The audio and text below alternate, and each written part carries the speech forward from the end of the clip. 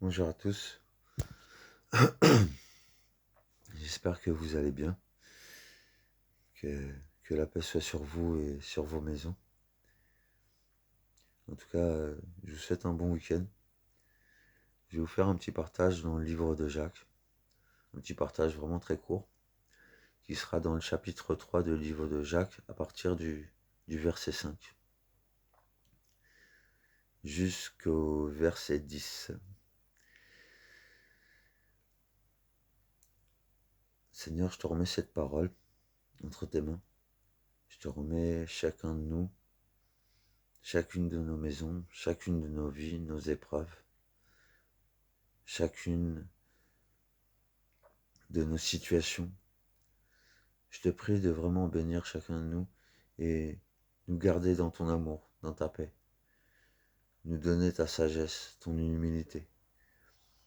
Qu'on puisse continuer à avancer dans ces sentiers tortueux et qu'on puisse continuer à marcher avec un amour véritable, Seigneur, malgré toute chose qui puisse nous décourager, nous fatiguer, nous éprouver. Ce chemin n'est pas facile, Seigneur, pour chacun de nous, mais je sais, Seigneur mon Dieu, que si tu nous donnes chacun de nous cette force, cet amour, cette paix, nous avancerons, Seigneur, et nous irons au bout de ce chemin. Je te remercie pour ta grâce, je te remercie pour ton sang précieux, je te remercie pour tout ce que tu as fait pour moi et chacun de tes enfants. Je te prie encore une fois de nous conduire dans cette journée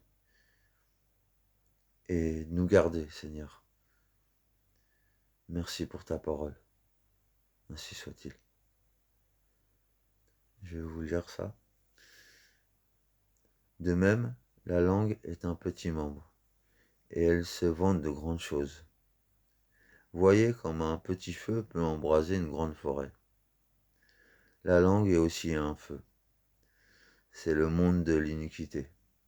La langue est placée parmi nos membres, souillant tout le corps et enflammant le cours de la vie, étant elle-même enflammée par la géhenne.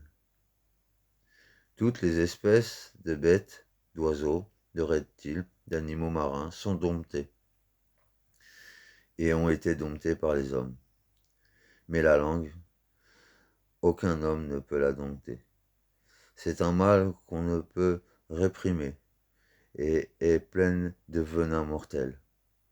Par elle, nous bénissons le Seigneur notre Père, et par elle, nous maudissons les hommes faits à l'image de Dieu. De la même bouche sortent les bénédictions et les malédictions.